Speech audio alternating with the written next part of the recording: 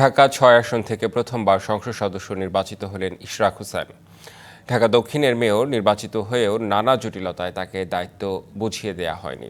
এ নিয়ে আন্দোলনে উত্তাল করে তুলেছিলেন তিনি দক্ষিণ ঢাকার সাবেক মেয়র মুক্তিযোদ্ধা সাদেক হোসেন খোকার ছেলে ইশরাকের জয়ে খুশি পুরান ঢাকাবাসী।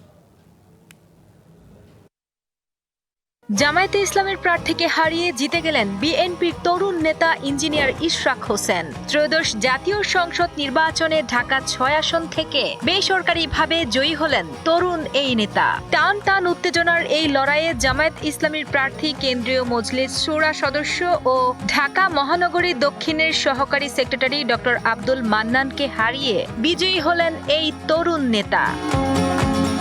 নির্বাচনী আমেজ শুরু হওয়ার পর থেকেই ঢাকা-৬ আসন ছিল দেশের নির্বাচনী আলোচনা কেন্দ্রবিন্দু। প্রাণবন্ত ও টান টান লড়াইয়ের মঞ্চে মুখোমুখি ছিলেন বিএনপির মনোনীত তরুণ নেতা ইশরাক হোসেন ও জামায়াত ইসলামের প্রার্থী আব্দুল মান্নান।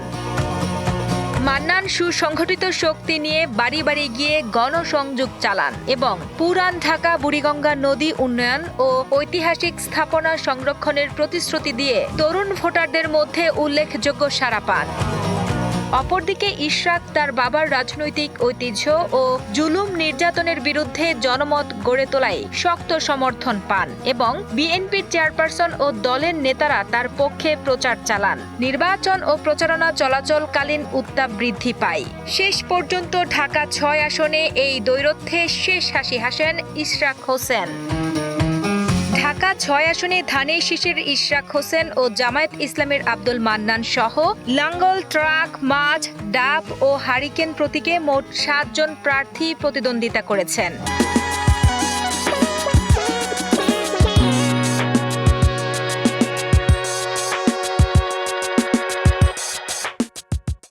সাত প্রার্থীর এই বহুমুখী লড়াইয়ে পুরান ঢাকার ঐতিহাসিক এই নির্বাচনী ময়দানে বইছিল টান টান উত্তেজনা। ঢাকা মহানগরীর অভিভুক্ত সাবেক মেয়র ও বীর মুক্তিযোদ্ধা সাদেক হোসেন খোকার সন্তান ইশরাক হোসেন। পেশায় প্রকৌশলী ইশরাক উচ্চশিক্ষা শেষ করে রাজনীতিতে এসে অল্প সময়ের মধ্যেই নিজের মেধা ও নেতৃত্বের গুণে দেশ জুড়ে পরিচিতি পেয়েছেন। এই বিজয়ের মাধ্যমে তিনি তার বাবার হারানো আসনটি পুনরুদ্ধার করলেন।